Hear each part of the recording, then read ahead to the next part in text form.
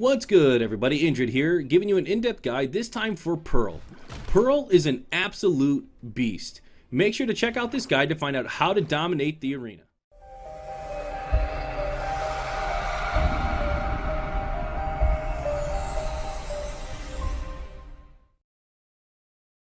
Alright, so we're going to take a look at Pearl here, and we're going to take a look at her M1. Her M1's pretty basic. It's basically you just attack and do damage. So there's not a whole lot, but the thing that's different with her, if she's able to get her staff charged, it then has a silence and it does a little bit extra damage. So there's a few ways to get it charged. We're not going to jump into them right now, but we'll cover them as her skills go through there. And so as you think about her M1s, they do decent damage. They're 14, medium attack speed, and pretty decent range. And so she's actually quite strong at trading M1s, but the real trick of her M1 comes in when you start being able to get the silence going. And so actually we'll just cover her EX skill right now. And so it's actually on her M1, it's called overflow. And if you cast it, she channels for a second and then she's able to do it. And so you see your staff's glowing kind of purpley, and your beam will be purpley, and it does a little bit of a knockback, silence, and extra damage. You can actually move while you're channeling that to be able to get it, and it costs 1 bar. It's actually pretty strong. I think we'll get into this later, but I think I need to start working that into my gameplay a little bit more, and to be able to have more control and a little bit more damage. It'll really help with some of the burst, etc. I think it can be pretty good. So second is her heal, and her heal casts a couple different things. As you see, it's like 3 little beams, and those 3 little beams each heal a little bit. You can, it's just like every other heal, has a couple charges, you know, and it actually has a pretty decent range. It has one of the farther range for heals, in my opinion. As you can see, it's almost the whole length of the screen. That's pretty far. And the other thing to remember is when you're playing any healer, is as you're casting, make sure to use the control cast to cast on yourself. So as you see, my mouse is way out here in the screen, and I'm going to be able to cast it on myself. It goes right onto myself. So make sure to start incorporating that. So her space is a dive, and I'm going to get rid of this. Oh, actually, I don't have the what you call it now, so it doesn't matter. But her dive, and she does a little bit of AoE damage around her. You'll see this come out, and so you can actually really control the distance of that. So I had it at max range. You can do it a little bit shorter, and there's no real reason to like, you don't do damage where you land, you do damage where you leave. So the distance is more about, you know, overextending, not overextending, trying to dodge X, Y, or Z, etc. So don't really worry about the range as far as trying to hit somebody. The range is more about where you're going to feel comfortable going. With that, she does have immunity frames in her space, and it can help you dodge a lot of things coming your way. So as you see, she kind of jumps and then she'll move. So during that, almost the entire cast, she's immune. So make sure to start working that in to your gameplay. It's really strong. And so next is, I think it's called Tidal Wave. Yeah, Tidal Wave is her Q, and it's a counter. It has a AoE pushback, and it does damage to people who are within range of that AoE pushback. The big thing about this, not a big thing, but another thing about this which you have to remember is it charges your spear immediately. So as you see, it's glowing purple now, so that means I have my charged spear, which is nice. So that's a big part of that, is you got to remember. And so as I said, her charged spear is a big part of her kit. We're going to get into it later. I actually might cover her combos after the Battlerite, because I think her Battlerites actually change her gameplay quite a bit. So keep in mind though that you're going to get that extra damage, that pushback, and the silence if you land your counter, which is really, really good. So next is her bubble, which is on E, and I'm going to stand here because the one thing that's really nice about her E is it pushes you, it actually pushes your teammates, and it pushes the enemy. So if I were to cast this right here, you see it actually separates us. This is a really key part of what her bubble does. So if you're getting pressured by melee, you can cast it on yourself to hopefully push the melee away from you and to push you away from you. And then anyone who walks through that is going to get slowed, and it also slows projectiles. So I'm going to go over here and show you that. And so as the projectile's coming, it'll get slowed in there. It does not get repelled or stopped. It just gets slowed. So as you'll see, it's going to come out like that, like normal, after it's out of there. So you got to be careful. You got to watch what projectiles are in there, because you might be walking into a ton of damage. I've seen that a few different times. Next is her bubble, which is on R. Well, I just called that one the bubble, but this one's a bubble shield. And so this one is really good. I didn't realize how good it was, because initially I was just kind of using it as a shield, but it takes off all debuffs. And so this is really good to use on your teammate when your teammate's getting stunned, incapped, deadly injection, anything like that. If you put your shield on them, it's going to debuff them of that, and it's going to save them a lot of damage. Also, it gets your teammate back into the fight really quickly, and typically if somebody's getting stunned, etc., they're going to be getting focused by the enemy team. So it's a good way to see, like, if your teammate's getting some type of debuff on them, throw your bubble on them to get it off, and it's going to absorb up to 30 damage. So that's really quite good. Her ultimate, I don't know if I have ultimate energy, or okay, I do, infinite energy. So her ultimate is this big circle that comes down, and then a fish comes, swallows the person, and then you see each have it. But the big thing is that you can recast it into a direction, and when they land, they do AoE damage. So it does initial damage, they land and do AoE damage. And so one thing that's going to be really important for this is as you use this, you'll see them get grabbed, you can throw them, and if you can throw them into the muck at the end, it's really, really strong. That's what a lot of people do. Or the other thing is like I'll throw them into the orb to try to get a kill on the orb, or I'll try to throw them on their teammate to try to do some extra damage to my teammate, or to their teammate, and me and my teammate can then set up some type of combo. So that's something to keep in mind with the ultimate, is make sure you're recasting it. You just hit the F key again, so you use F to cast, and then F again to put where you want it. The next thing is the EXE, and so it's called Unstable Bubble. Is that what it's called? Yeah, Unstable Bubble. So the thing with this one is it doesn't have the initial pushback like the other one, as you see like this, but then when it detonates, it's going to do damage, and that the detonation has a really big pushback on it. And so this is good for helping you try to like peel for yourself too, and if you want to do damage, like if you're not afraid to die and you don't need to push them like away from you immediately, you can just drop it on you. Oh man, I didn't use the EX, that was stupid of me. So like this one, we'll just say like this one, it pushed us away, right? So if we were to come back in and like there's another melee on here, so I can cast it like that, it's on us, I can keep fighting in it, and then as you see, it explodes and then pushes them away.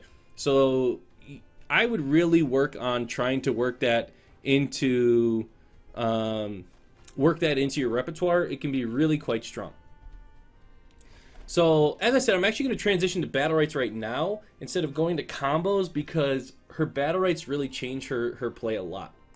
So we're going to take a look at the Battlerites here, and in my opinion, it's like 95% always in round one, you're going to pick Power of the Deep. And what this does is whenever you use dive, which is your space, it charges your weapon. So it's going to give you another opportunity to get the silence, to get the extra damage, and to get the pushback. The other options are Bubble Barrier can be recast within 1.2 seconds. I do get this one every now and then against double range or something like that, where I really want to be able to control their projectiles. And so I will say I do get that one every now and then. Healing Wave projectiles bounce to the nearest ally. I would only get this one in threes, and that's maybe. I still think that the other two are going to bring much more support, much more a benefit to the team, and specifically dive. So I would get dive. Round two is going to be successful healing waves hits reduce the cooldown of dive, and then the other one is that your Q, which is Tidal Wave, will spawn a lesser bubble barrier, which it's significantly smaller, but it's bigger than your character model. And then the other one is the empowered volatile water, which is where you have the purple beam, not the blue beam from your M1, is going to explode and do AoE. I would only get that one against double ranged or double melee. I often get myself healing stream because I want to be able to dive more, which gives me more mobility, more damage, more control, etc. So I lean a little bit towards this one, but I think this one can be quite good if your opponents are going to be grouping up. But I'm just going to say healing stream for now, just because I think it's the most versatile. It brings the most to the table. So water walk is if you walk through your bubble barrier, you get increased movement speed. This one is the bubble shield. if it breaks, it actually refunds the energy, but only if all the damage is taken. So this one can be dicey. And then next one is that dive inflicts a fading snare. Fading snare, that is at the location you leave from. So basically what that's saying is as you leap away from somebody or dive away from somebody, you're going to get a little bit extra slow onto them. Not a little bit extra slow. You're going to get a slow onto them as you leave. I lean towards getting the bobble, which is the bubble shield one, just because I'm trying to work my R into my gameplay a little bit more. But I have been using douse when I'm getting a really annoying melee on me, and then I'll use that. I rarely get this one. I will get it every now and then because it's kind of the same thing as the fading snare one. It's just now that your bubble, you cast it on yourself, you're able to step through it and get the movement speed. But often I'm going in the opposite direction of my bubble because I'm using it to push them away from me, so I don't want to enter back through my bubble. So if you're using it to peel for melee, I would still say get douse. I think it's a little bit better. So it's one of these two, depending upon what you're up against. So round 4 is going to be Tasty Fish, which the E, your bubble, spawns a fish that will heal you. And then Soaking Wet is the silence duration is increased. And then Aegis, which is you take less damage when you're low health. I actually think all of these are somewhat viable. I think Aegis is the weakest of the three. I think Soaking Wet can be good for the extra control if you're doing a good job of getting a lot of silences out there. And then I actually think Tasty Fish can be good if you're having a hard time keeping your teammate healed, because sometimes, with the heals being on, you only have 3, and then it takes a while for them to come back. It's hard to sometimes keep up in healing. And so if you're using your bubble to help push the enemy away from your teammate, it might be an opportunity for your teammate to work through there, get health, etc.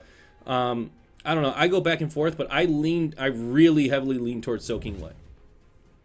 The next one is your weapon is charged when Jaws is activated. The nice thing about this one is that way when they get thrown out, you are going to have a powered up attack. So you'll be able to silence them as soon as they land, which can be really powerful. And it's an additional 22 damage. So they take initial damage, they're going to land and take 20 damage, and then they're going to take 22 damage from your attack, which is pretty strong. And then the other one is the Tasty Fish healing. I just think that the Presence of the Sea is quite a bit stronger, and I would get that one to help finish off opponents. So now that we have this for our Battlerites, I'm going to go into combos because this really changes her gameplay. So the main thing for me is you want to try to get as many silences out as possible. And so you always want to be thinking about, what am I about to do? What have I done? What am I expecting the teammate to do? So that way I can do that. And what I mean is if I'm getting pressured by, let's say, a croak, and I can just dive away from the croak, which would then maybe do a little bit of damage, and it powers up my attacks, and then I can hit him with the attack. I'm going to do no cooldowns here, so just so we can keep talking about this. Sorry. So you could do that, or you could try to hit your counter. Your counter is going to push him away.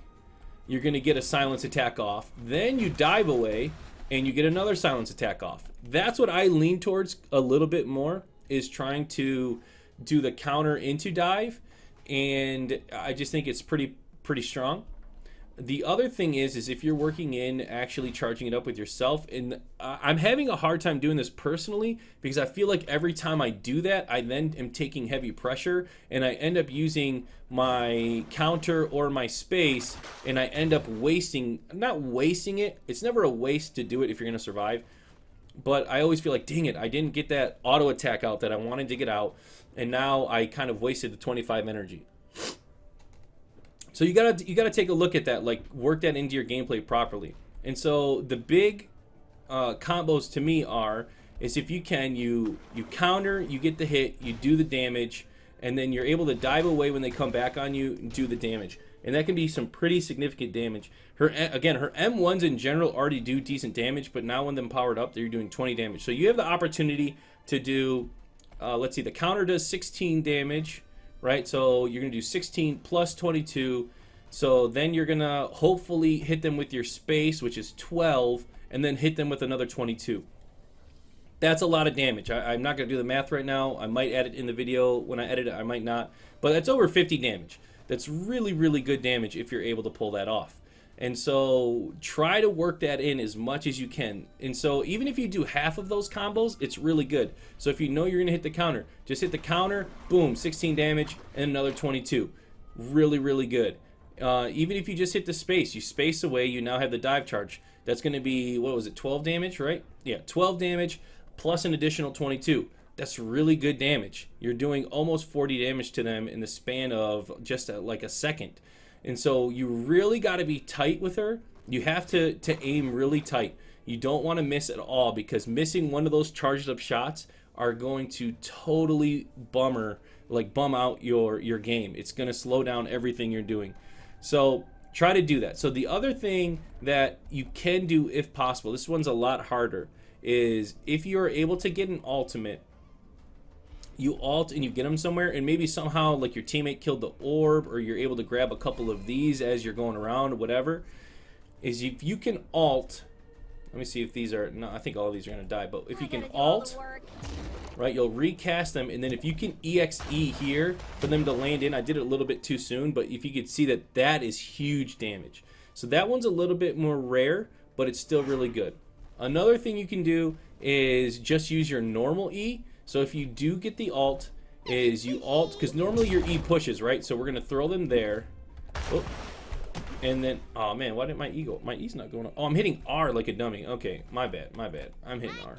So you do that, you throw them, and then you throw the E right there. So now when they land, they're not going to get pushed out, and they're stuck in a slow. And if they're ranged, they're not going to be able to cast anything. So that's going to be really good. Other than that, she's pretty straightforward. A lot of it is about hitting your skills. You absolutely have to hit your skills and hit your counter, and you're going to see your gameplay go up. Now I want to real briefly talk about the orb here, because one of the best things about her is her ability to control the orb. So if you were to be standing by the orb and you hit your counter, it will push the orb away and do damage to the orb, which is really good. But really her best thing, in my opinion, is her ability to drop a bubble. So if we spawn over here, we're coming, and now we're going to fight for the orb, and it's a close fight. If I drop my bubble like that, you see that it pushes it to me, and now they don't have a good opportunity to hit it. So you and your teammate can kill it really quick. And that is so key when playing Pearl, to help control the orbs. And if you're playing with a Pearl, please be smart and help kill that orb when she does that, so she's not wasting that cooldown and you're able to get that orb, because it is so important to control the orb. And so that's another big part of her play. And so I really believe that if you incorporate those few little combos, remember to start weaving in your overpowered attacks, not your overpowered, what do they call it? Is it called overpowered? Oh, overflow attacks. So if you start weaving in those overflowed attacks, you're really going to start seeing your damage spike, you're going to start seeing your winning spike, and you're going to start seeing that she is a beast in the arena. So I hope that helped you guys out a little bit there. Please make sure to follow and subscribe. Check out my Twitch, and check out some of my other videos and guides that I have going on. I got a new series I just started. I hope it helps you guys out there a little bit. And I appreciate all the support everyone's been showing so far. It's really crazy to me how fast we're growing. I really appreciate it. You all are awesome. I couldn't do this without you guys. All right, have a good one. Peace.